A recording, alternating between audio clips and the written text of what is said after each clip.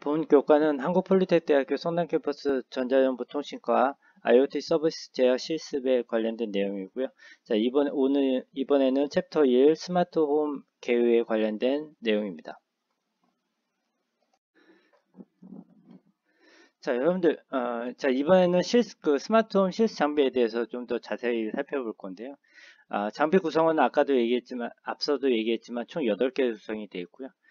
이 그림에 보이는 게 이게 이제 게이트웨이입니다.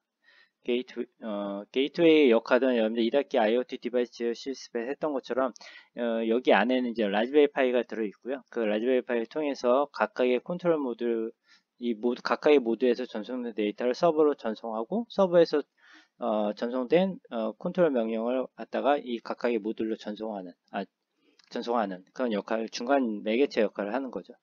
자, 그렇게 되어 있고요. 그 다음에 각각의 모듈을 살펴보게 되면, 자, 여기 보시면 이게 이제 마이크로 컨트롤러가 들어가 있고요. 그 다음에 이제 와이파이 모듈이 들어가 있어요. 그 다음에 이 모듈 안에 보시게 되면, 이제 센서 디바이스가 있고요. 그 다음에 LED 같은 컨트롤 디바이스가 구성이 되어 있어요.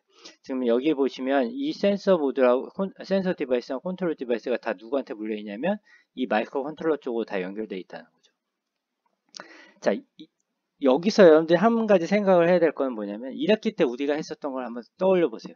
그때 어떻게 하냐면 레오보드 한 개에 센서 디바이스 하나, 그 다음에 옆에 있는 레오보드 컨트롤러의 하나에 컨트롤 디바이스 하나, 이렇게 연결되어 있었단 말이에요. 그런데 우리가 어떻게 했냐면 센서 디바이스에서 데이터를 애퀴지션해서 그걸 누구한테 전송해요? 와이파이로 서버한테 전송을 하죠. 그러면 서버에서 이벤트를 정해놓고 그 이벤트에 따라서 명령이 내려오면 그걸 누가 받아요? 얘가 받는 거죠. 그런 다음에 그 명령에 따라서 이 컨트롤 디바이스를 동작하기 위한 내가 코드를 작성해 줬단 말이에요.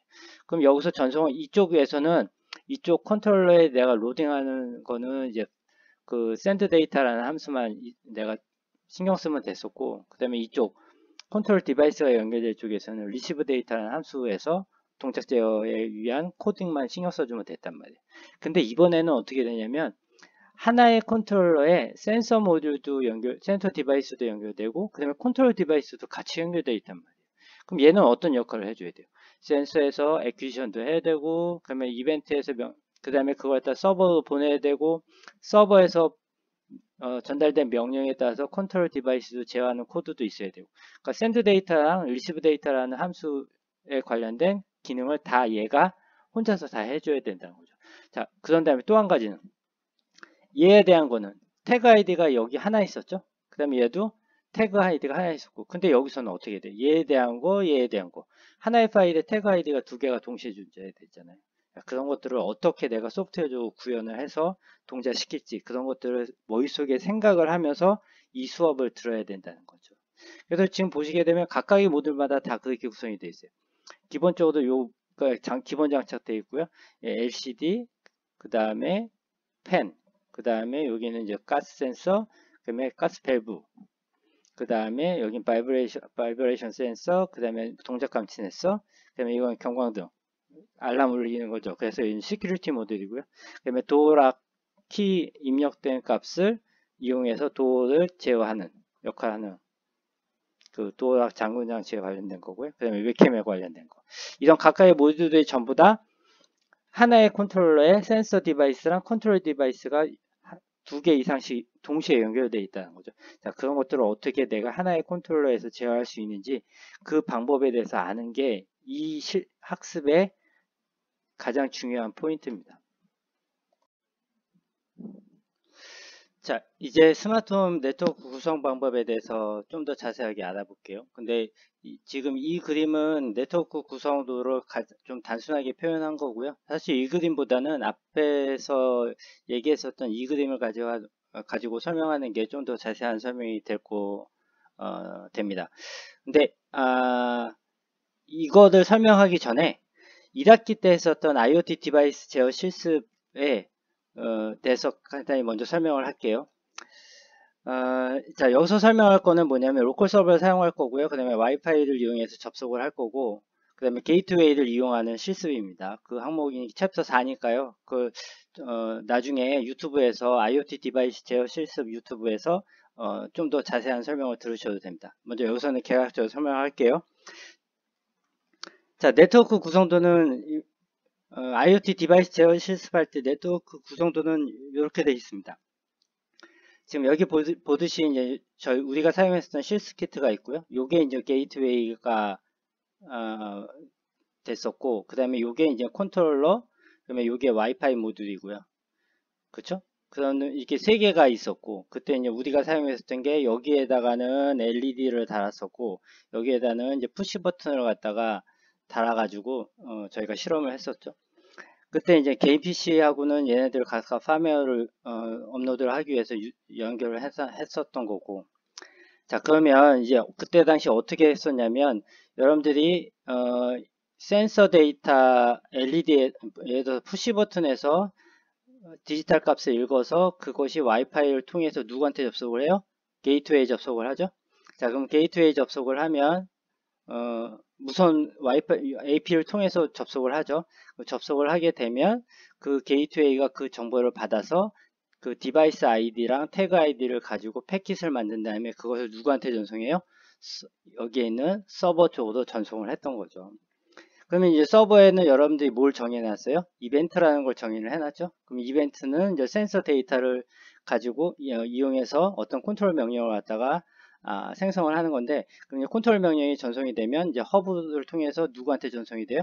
게이트웨이 전송이 됐고, 그 게이트웨이가 다시 이 컨트롤러 쪽으로 전송을 해주면 이 컨트롤러 쪽에서는 이제 LED를 제어하는 온오프 시키는 동작을 했던 게 IoT 디바이스 제어 실습의 와이파이 게이트웨이 연결 네트워크 구성상에서의 실습 내용이었어요. 그 다음에 이제 우리가 했던 건 뭐냐면 이제 그 로컬 서버에다 사용자 등록하고 로그인을 한 다음에 디바이스 아이디를 생성을 해주고요. 그 다음에 키트에 있는 게이트웨이에서 이제 로컬 셋업이라는 항목에 들어가서 로컬 서버 게이트웨이 접속하기 위한 세팅을 해줬죠. 그때 뭘 해줬냐면 게이트웨이에서 서버에 접속하기 위한 디바이스 아이디, 그 다음에 패스워드, 그 다음에 접속하는 서버의 IP 주소 이렇게 세 개를 이 게이트웨이에 저장을 해놨던 거죠.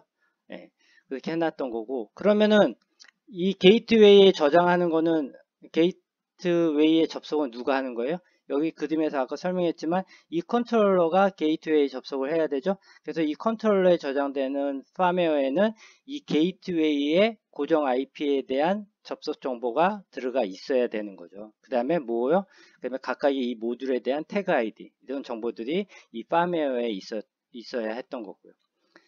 그래서 그걸 이렇게 세팅을 해놓고 여러분들이 팜웨어를 업로드를 시켜놓게 되면 모듈 1과 모듈 2에다 각각 팜웨어를 업로드를 시켜주게 되면 그것이 이제 게이트웨이 이 모니터 화면에 내가 정해놓은 태그 아이디가 각각 이렇게 표시가 됐던 거고, 마찬가지로 서버에서도 노드명이라는 거에 각각 표시가 됐죠.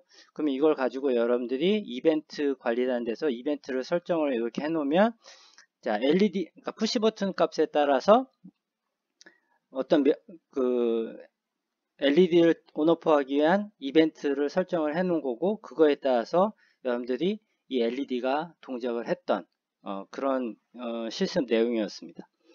그래서 여러분들 보게 되면 그거에 대한 내용을 여러분들 여기에 있으니까 그걸 갖다 여러분들 요 자료들을 통해서 유튜브 내용과 그다음에 강의 자료를 통해서 여러분들 해보시면 되고요. 자, 이제 다시 여기서 우리가 실습했던 거에 1학기 때 했었던 IoT 디바이스 실습에서의 차이점은, 핵심은 여기 지금 그림에 있는 것처럼 컨트롤러 하나에 디바이스가 하나예요. 컨트롤러 하나에 디바이스 하나. 요거예요. 그러면 자, 다시 돌아와서 우리가 이제 이번 IoT 서비스 제작 실습에서 했던 거와 차이점을 설명을 해볼게요. 여기 보시면 나머지 구성은 동일해요. PC에서 컨트롤러 쪽으로 팜웨어 업로드하고 와이파이 모듈을 통해서 게이트웨이 접속하고 게이트웨이가 서버에 접속하고 서버에서 명령을 받아서 전송을 해주는 것까지는 똑같은데, 야, 여기서부터는 이제 달라지는 거죠. 그게 누구한테 가요? 얘한테 가는 게 아니라 다시 돌아온다는 거죠. 왜? 여기에 있는 센서 디바이스의 데이터를 받아서 전송해주고 명령을 받아서 같은 모듈에 있는 컨트롤 디바이스를 제어하는 거잖아요.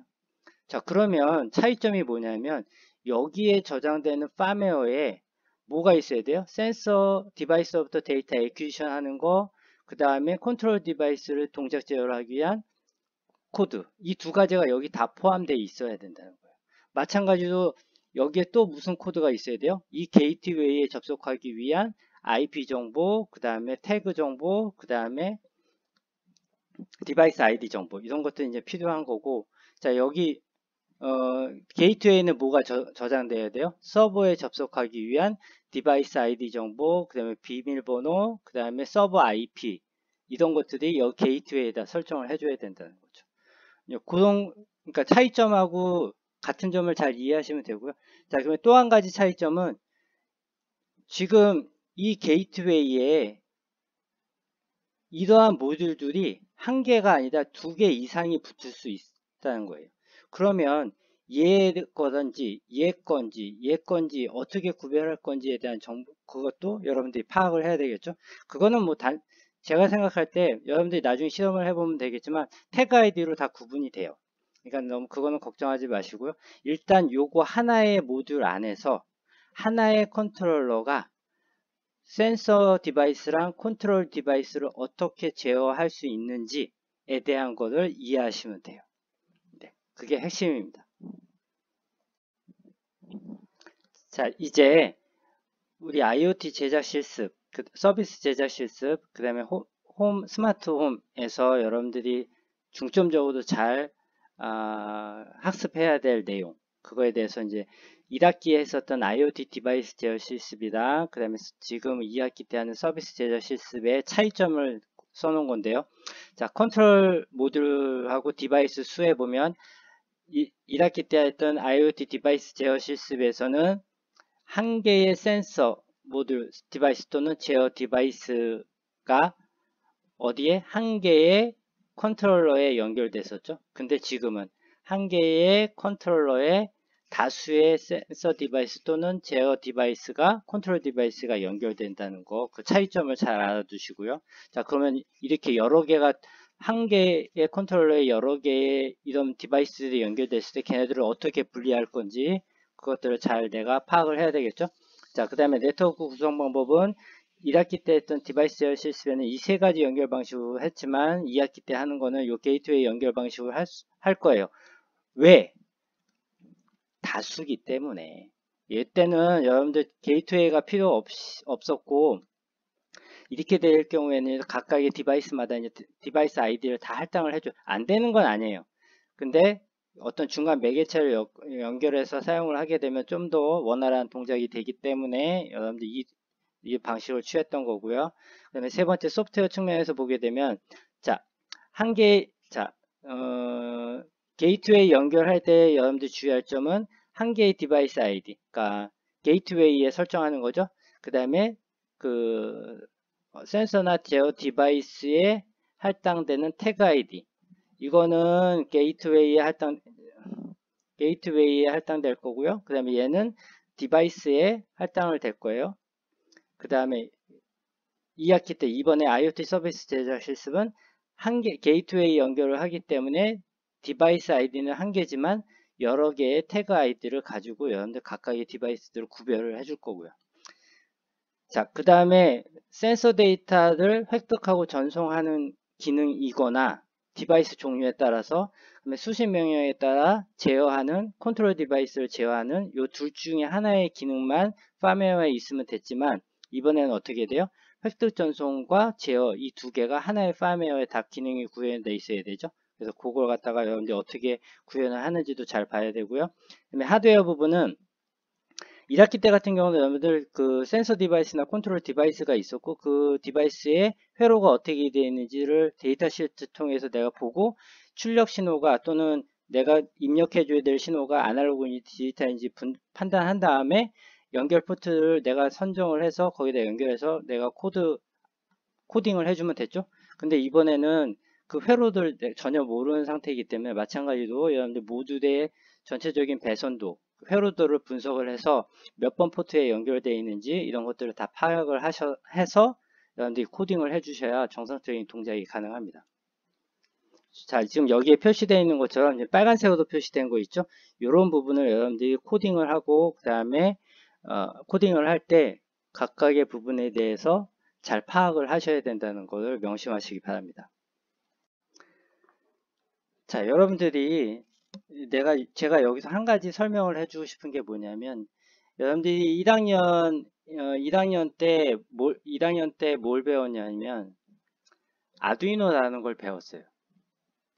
그 다음에 2학기 때 아트메가 128. 그 다음에 지금 2학년 1학기 때 IoT 디바이스 제어 실습. 그 다음에 지금 하는 IoT 서비스.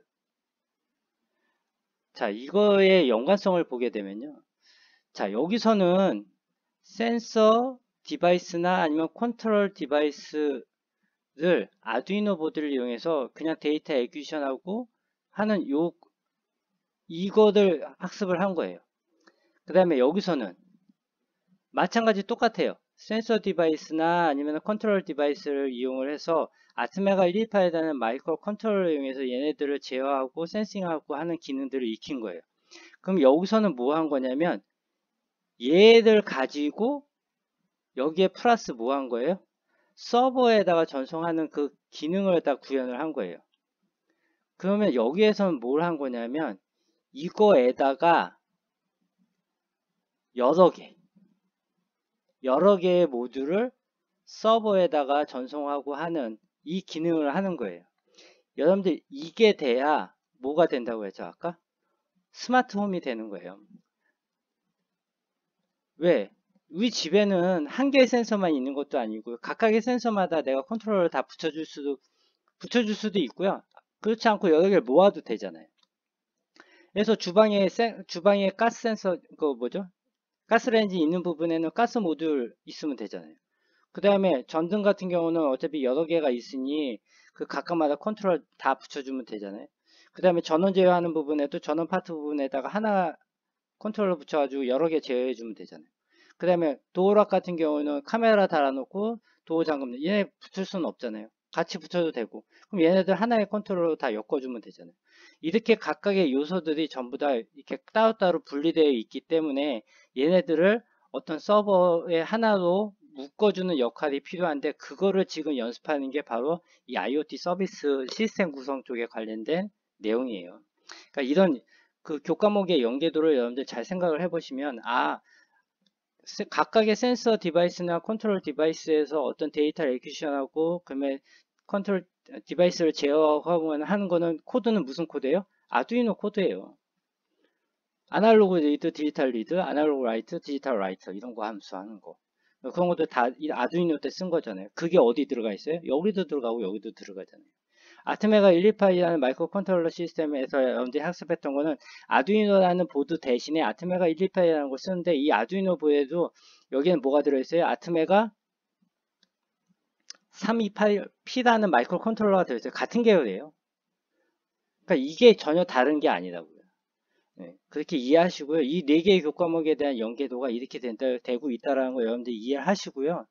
그 다음에 각각의 교과목들이 서로 연계되어 있다는 걸 잘 이해하시고 그 다음에 교과목을 공부하실 때 기존에 했었던 공부들 참조를 하세요.